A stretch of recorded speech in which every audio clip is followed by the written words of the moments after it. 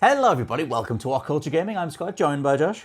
Hello, Scott. Joshua, friend, there are all sorts of things coming out about the PlayStation State of Play next week. August 19th is the rumored date for it, and there are a bunch of games that should be showing up there if all of these rumors and some more evidential, some more evidence-based leaks are to be correct. Now, this comes from Xbox Era's Nick Baker, who was recently responsible for leaking Ghost of Tsushima's expansion. He also mentioned that PlayStation were going to be acquiring Bluepoint, and then the Sony Japan Twitter tweeted out a graphic showing that, and then immediately deleted it. So this dude seems to be on point with stuff. And when that Bluepoint thing is actually going to be happening, we'll have to wait and see. But he's been talking about various games that are coming out and mentioning the State of Play on August 19th. So this goes hand in hand with Future PLC's James Jarvis mentioning what might be there.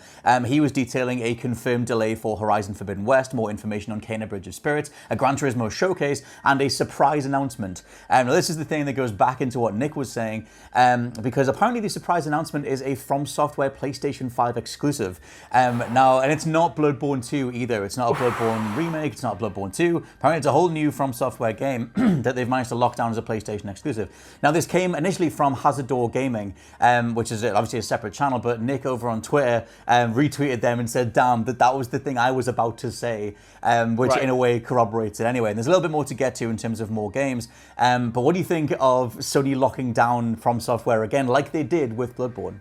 Scott, you know me, I'm a huge FromSoftware fan, but also I'm a huge fan of Bloodborne, and I know this isn't going to be a Bloodborne 2, like they mentioned, but any kind of first-party FromSoft kind of exclusive to me is just, it just hits my happy receptors in the old brain box of mine, because it's what I want to see. You know, I loved, Demon's Souls. Obviously, that was a port by a remake by Bluepoint, like you said, but it's still kind of obviously got the FromSoft soul. It's got the FromSoft ethos in it, and playing that, I was really proud of that one. Playing that at launch was awesome, so I'm excited to see what FromSoft can do next once we've got, obviously, Elden Ring. For them to come back to Sony with an exclusive, to me, that's music to my ear holes. But I do have one potential question about this, and that's Japan's studio has recently been shut down, and obviously they were quite heavy collaborators on the original Demon's Souls and Bloodborne, the two Sony exclusive titles from FromSoftware. And it's going to be interesting to see a game on the Sony consoles without them kind of there to help out and to give ideas and stuff like that. So that's going to be kind of fascinating if this does go ahead. Maybe that's the reason why they haven't done a Bloodborne remaster, remake, or whatever, because they couldn't, whatever machinations led to them, the companies eventually being shut down, they weren't on hand to, delve in and make those things happen. Because it is weird. It's a massive blank spot that we haven't got Bloodborne on PS5. You can play the PS4 version, but I'm pretty sure it's still 30 frames a second. I don't think they actually got in there and did any specific patch for it, which is just kind of weird. But yeah, another thing which came from Nick's response to Hazardor Gaming mentioning the new FromSoftware title was Nick just going, well, screw it, literally just saying I don't mind peeing someone off because I've got leaks to share, and sharing that Wipeout is returning to PlayStation 5 and PlayStation VR 2, which obviously massive first party franchise, and apparently it's being made by Lucid Games, which are the dev team that just did Destruction All-Stars, and they also did Need for Speed Payback, and they've obviously have a history of racing games and stuff, but that Need for Speed Payback and Destruction All-Stars, not two very good games to hang Wipeout on, but Wipeout itself, obviously the Omega Collection was brilliant. What's your thoughts on Wipeout coming back? For me, it's perfect for a 4K 60 style next gen showcase. Well, I was going to say this is very much your wheelhouse than it is mine. You know, the fact that it's coming out on PSVR 2, that's the part that interests me because, I just want to see what PSVR 2 has to offer, and to have a game as fast and as blistering as this, hopefully on it. That's what excites me. But to be honest, Scott, I have no real connection to the Wipeout franchise, so I'm going to let you take this one away.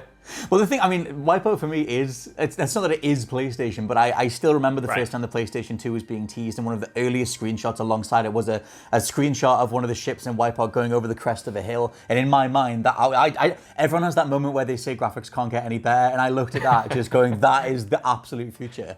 And yeah, I mentioned the Omega Collection because that was one of the things to bring in PSVR, that I did play. Obviously, it supports PSVR as well, and you can they modeled all the cockpits, they modeled all the interiors of all the different ships and stuff. stuff. And it was a really impressive PSVR game, so they should be carrying that stuff forward. But yeah, I mean, Wipeout, like you said, it's just, I love stuff like kart racers, arcade racers. If you give me futuristic spaceship combat with a whole bunch of power-ups, I'm just there for it. And if you speed that up even more to maybe even 120 frames a second or something, the mouth waters, Josh Brown. So I think it sounds really, really cool. And this dude seems to be on point with everything else that he's been talking about. Yeah. Let me ask you, Scott, you mentioned there that you played the Omega Collection on the PlayStation VR. Obviously, every single time the PlayStation VR 2 gets a nice bit of news surrounding it, I incessantly message you and just hit you over the head with it. But I don't even know if you're interested in picking up a PlayStation VR 2. If that drops, is that something you're going to buy day one? Is it something you're even going to get eventually? Where do you stand on it? It depends whether Hello Games do another No Man's Sky patch or not. I mean, there's not many other things that would get me in. I'm curious. I have the disease. I need to know what everything is. So I'll get there eventually. But it depends how usable that thing is. Because PSVR, it's all a bunch of cables. You've got to rearrange your living room. You've got to try and make all this space. I hate all the faff. If they can minimize the faff and just make it so I can just slip a headset on and do that, then I'll definitely step in. Because like I said, something like No Man's Sky, that was the reason I got a PlayStation VR. But still, the Omega Collection was a great PSVR game. I still totally recommend it. It's just the sense of speed. Obviously, it's great anyway in that franchise, but if you play it first person, literally on top of your head, that's one of the best ways to play that whole game. So it's a good fit for it. And I guess it would be a good way to sell or ship the capabilities of the PlayStation VR 2. But ultimately, if this is a true PlayStation 5 exclusive, I'm just psyched for that. I want them to make the most of the SSD, maybe make the craziest tracks they've ever done, and really amp up all the visual effects and the speed. Just the speed of it. Just give me the fastest racing possible. Because there's not been any Wipeout in ages. The nearest thing to one was Fast RMX on the Switch. Which is great. That's a 1080p, 60 FPS, nice solid Wipeout style racer. But Sony haven't done one in ages, other than the re-release of the Omega Collection. So it's been a while. And like I said, I mentioned of the Lucid Games as a developer, I wasn't personally a massive fan of Destruction All Stars. I thought it was a massive disappointment. Need for Speed Payback, one of the worst Need for Speed games in a while. So, but maybe they can make it work. Maybe. In terms of other things that might be there, Call of Duty Vanguard's artwork has leaked. Now, Call of Duty Vanguard has been doing the rounds for, I think, about a year at this point, in terms of it being 2021's Call of Duty. But the box art seems to be out there, shows a couple of soldiers, or a few soldiers in a World War style setting. And it seems like they're going back to the old school again, kind of doing the opposite. It seems like they always take alternated turns. Battlefield is going futuristic, Call of Duty is going back to the past again. And because all this artwork is leaking, usually that means there's an announcement imminent, whether or not it's inside Call of Duty Warzone or they're waiting for the state of play, which is next week. We'll have to wait and see. But Call of Duty seems like it's imminent as well.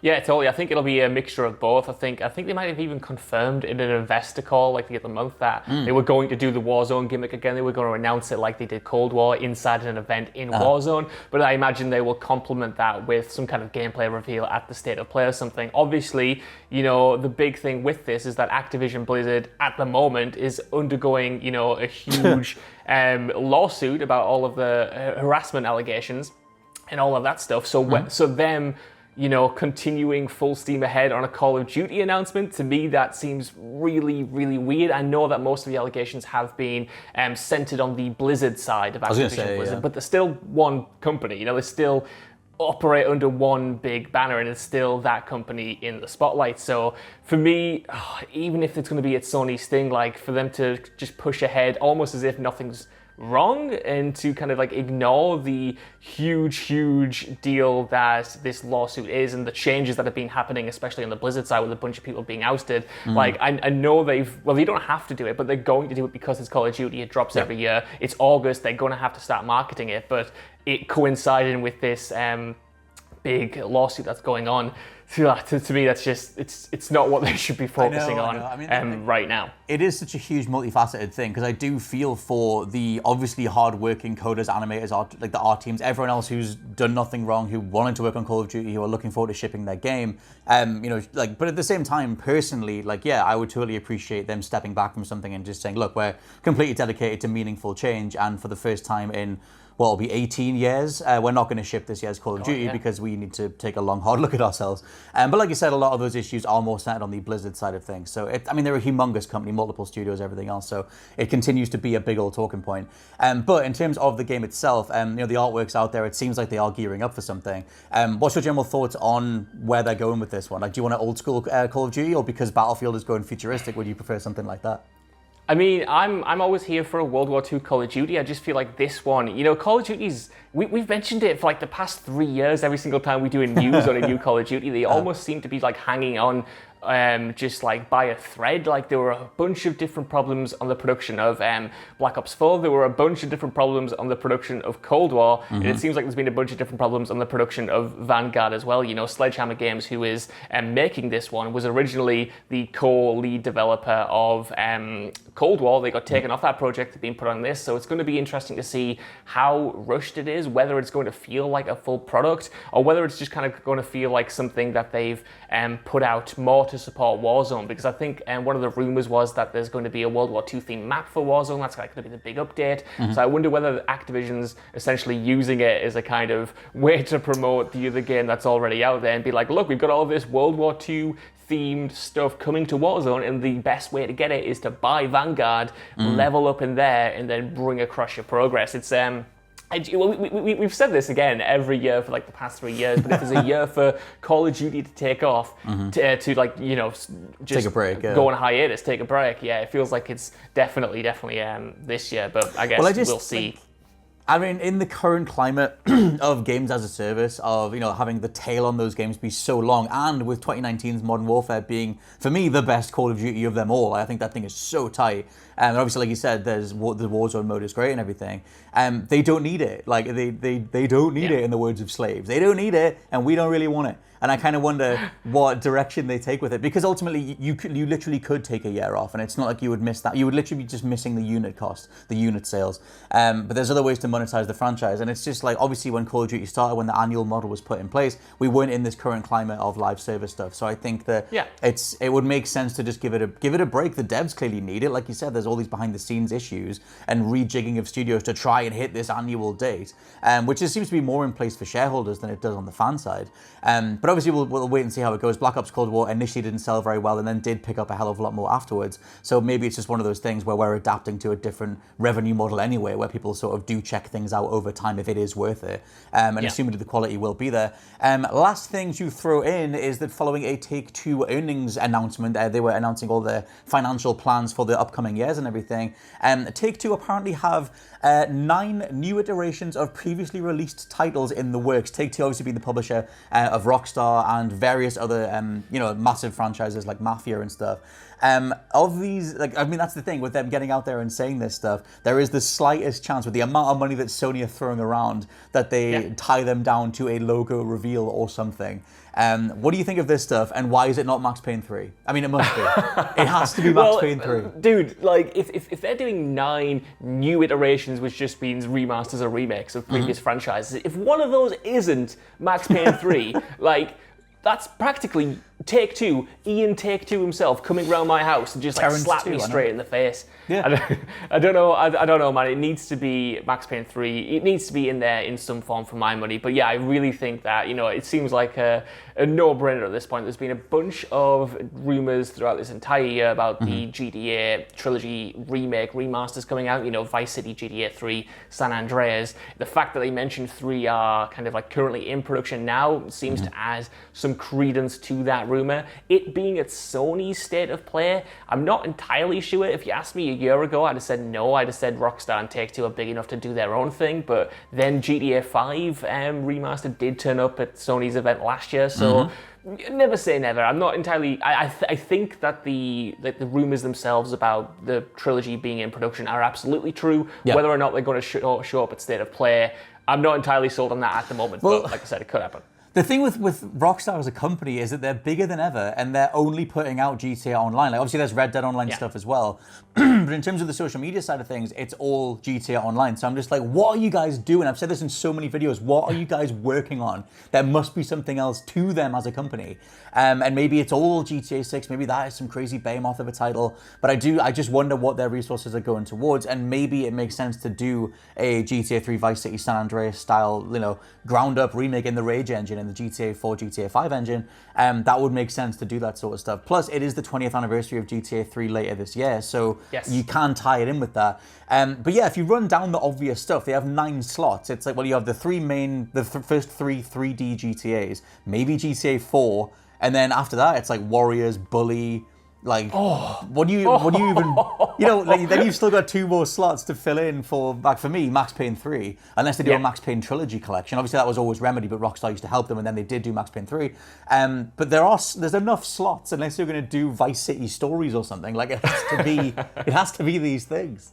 I think you're right. That said, though, Take-Two, they own a lot of different companies, so I wouldn't be surprised if we saw a proper Mafia 2 remake. Like, I know we got the terrible remaster or port, essentially. Wasn't that that we called got the last year. Definitive Edition as well? That was called the Definitive Edition. Was it my ass? Was it my ass, the Definitive Edition? But I think with the success of the original Mafia remake, which was handled by a different team, was a proper ground-up thing. That was really well received. It sold pretty well. Why not do it for Mafia 2? Why not even brush up on Mafia 3? Maybe tweak the worst parts of that game and have it live up to potential. I think there's a lot of titles, obviously, that people would be happy with, but I think they absolutely, like you said, need to hit the 3 GTA games. I think we need to see the return of Max Payne. I would personally love to see the Warriors or Rockstar's table tennis come back, but also the franchises like Mafia, I think, are a shoe-in as well. Maybe even a remaster of a full remake of BioShock, because nothing's off the cards. I don't know if I would like that, but we're getting the Last of Us remake. So if that's happening, why not BioShock? These executives have worms in their brains, and nothing really makes sense, but anything is possible.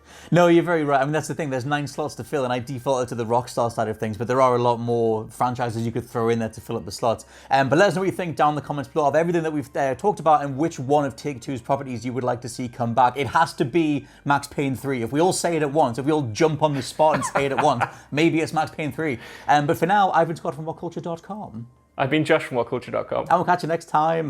Bye-bye. Bye.